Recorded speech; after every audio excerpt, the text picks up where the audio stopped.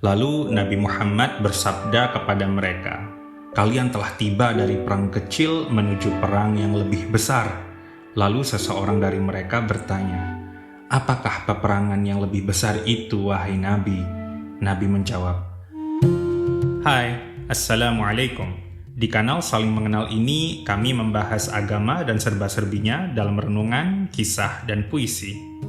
Pernah tidak kamu merasa kadang-kadang kecenderungan hawa nafsu meninggi, entah itu dalam kebutuhan jasmani, yang salah satu contohnya adalah makan berlebihan, kecenderungan marah, ghibah atau menggunjing teman, atau bentuk hawa nafsu lainnya?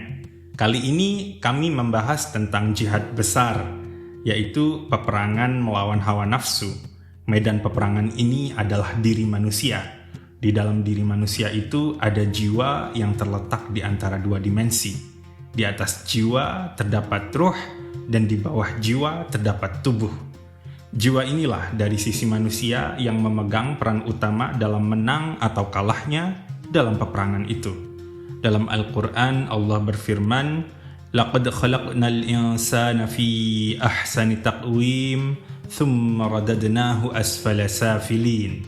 Sungguh, kami telah ciptakan manusia dalam bentuk terindah, lalu kami turunkan ia ke serendah-rendahnya tempat yang rendah. Ketika jiwa melakukan kebaikan, sebenarnya ia sedang cenderung ke atas, kepada ruh yang bersifat suci alias ahsani taqwim. Dan ketika jiwa melakukan keburukan, sebenarnya ia sedang turun ke bawah, kepada dimensi jasmani duniawinya, yang artinya adalah jiwa semakin jauh dari Tuhan, alias asfala safilin. Hawa nafsu ini oleh Abdul Razak Al-Kashani didefinisikan sebagai mailun nafsi ila muqtadayati tabai wal i'rad anil jihatil alawiyyah bitawajjuh ila jihatis sufliyah.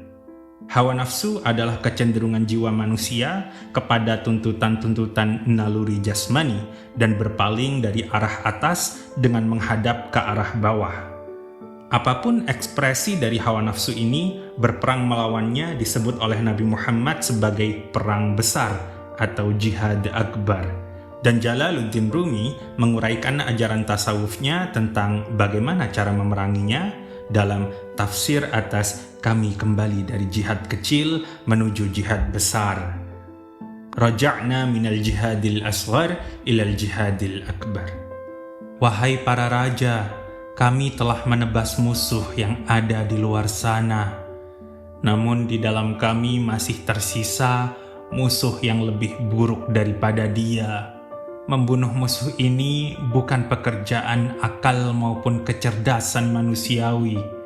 Singa yang ada di dalam tidak bisa takluk pada kelinci. Hawa nafsu ini adalah neraka dan neraka adalah naga yang tidak bisa dimusnahkan atau dipadamkan oleh samudera. Naga itu hendak meminum 7 samudera, namun masih saja kobarannya dibandingkan ciptaan lainnya tak bisa mereda. Bebatuan dan orang-orang kafir yang berhati batu memasukinya hingga mereka menderita dan malu karena hina. Diriwayatkan dalam sebuah hadis bahwa pada suatu hari sekelompok orang telah pulang dari peperangan. Lalu Nabi Muhammad bersabda kepada mereka, "Kalian telah tiba dari perang kecil menuju perang yang lebih besar." Lalu seseorang dari mereka bertanya, "Apakah peperangan yang lebih besar itu, wahai Nabi?" Nabi menjawab, "Perang seorang hamba melawan hawa nafsunya." Hawa nafsu adalah cobaan terbesar yang dihadapi oleh manusia. Ia adalah musuh yang lebih besar ketimbang musuh dalam peperangan di dunia nyata. Rumi menyebutkan bahwa akal pikiran dan kecerdasan manusia bahkan tidak bisa melawannya. Mengapa? Karena nafsu bagaikan naga yang apinya berkobar dan tak bisa padam mereda. Pada hakikatnya, orang yang sedang dikalahkan oleh hawa nafsunya adalah orang yang jiwanya sedang berada di dalam neraka. Orang yang terjebak dalam hawa nafsu diibaratkan oleh Rumi dengan bebatuan. Mengapa? Karena bebatuan tidak bisa berkutik alias diam 1000 bahasa.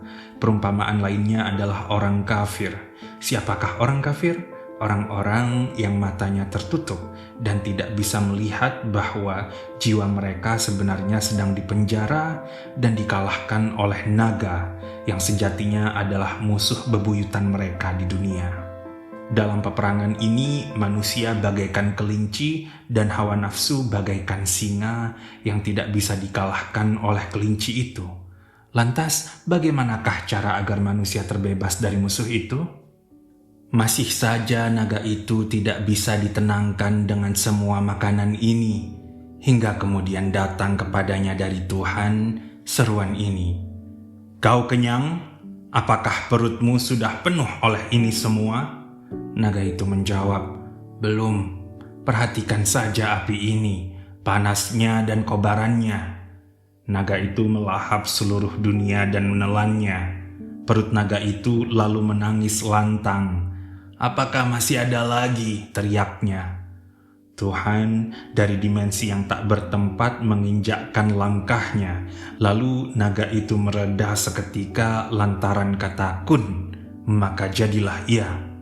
Selama jiwa kita ini adalah bagian dari neraka, karena setiap bagian memiliki tabiat keseluruhannya, hanya langkah Tuhanlah yang bisa menginjak naga itu untuk membunuhnya. Sungguh, siapa selain Tuhan yang bisa menarik busurnya? Karena hanya anak panah yang lurus yang bisa diletakkan pada busurnya. Sedangkan busur ini bengkok dan lengkung anak panahnya. Luruslah seperti anak panah dan meluncurlah dari busur. Tanpa ragu, setiap yang lurus akan meninggalkan busur terbang meluncur. Ketika aku kembali dari peperangan zahir, seketika aku hadapkan wajahku pada peperangan batin. Qad raja'na minal jihadil asghar.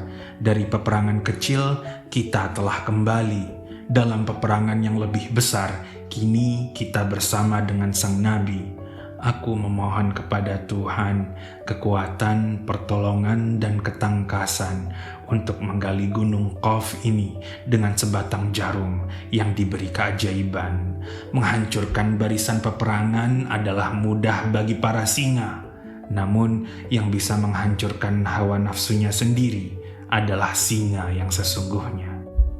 Hawa nafsu atau naga bisa meredam hanya ketika Tuhan menginjaknya. Jika hanya Tuhan yang bisa meredamnya, apakah artinya tidak perlu tindakan apapun dari manusia? Tentu tidak demikian. Yang manusia harus lakukan adalah memaksimalkan kehendak bebasnya dalam melawan kecenderungan hawa nafsunya itu. Upaya melawan hawa nafsu inilah yang disebut oleh Rumi dengan jihad besar. Karena ia adalah peperangan yang besar, maka manusia tidak bisa sendirian. Manusia harus menghubungkan dirinya kepada Tuhan dengan mentaati perintahnya dan menjauhi larangannya. Contoh taat pada perintah Tuhan adalah seperti sholat. Sholat mempunyai dampak yang bisa menguatkan jiwa untuk menjauhkan diri dari kekejian dan kemungkaran. Inna sholata tanha 'anil fahsya'i wal munkar. Sedangkan contoh taat dalam menjauhi larangannya adalah seperti mengendalikan pikiran. Pikiran adalah akar dari kehendak manusia. Manusia bisa berupaya membuang objek hawa nafsu dari isi pikirannya dan mengalihkannya dengan Tuhan. Dia bisa menekankan pada dirinya bahwa jika hawa nafsunya dituruti, akibatnya adalah dia akan semakin jauh dari Tuhan. Selain dengan kepatuhan dalam memerangi hawa nafsu, manusia perlu untuk tidak berhenti berdoa dan memohon Tuhan agar membantunya dalam memerangi hawa nafsu itu. Kita harus ingat bahwa upaya yang manusia lakukan dalam melawan hawa nafsu misalnya, sebesar apapun dia merasa, tetaplah tidak setara dengan pertolongan dan perlindungan yang Tuhan kirimkan kepadanya. Rumi mengibaratkan upaya manusia dalam berperang ini dengan menjadi anak panah yang lurus. Hanya ketika anak panah itu lurus alias hanya ketika hamba itu patuh kepada Tuhan serta mengendalikan pikirannya dan kehendaknya dalam melawan hawa nafsu, maka Tuhan kemudian berkenan untuk menarik anak panah itu untuk membunuh naga. Jika manusia tidak menjadi anak panah yang lurus, siapapun pemanahnya, anak panah yang bengkok itu tidak akan pernah meluncur dari busur untuk menuju sasarannya. Akhir kata, semoga Tuhan berkenan menjadikan kita semua anak panah yang lurus, agar Tuhan berkenan menarik anak panah itu untuk membunuh naga yang berkobar apinya dalam diri kita. Ketika api naga itu padam, semoga jiwa kita bisa kembali suci sesuai fitrahnya. Walhamdulillahi wahdah, wassallallahu ala sayyidina Muhammad wa alihi wa itratih, wa hasbunallah wa ni'mal wakil.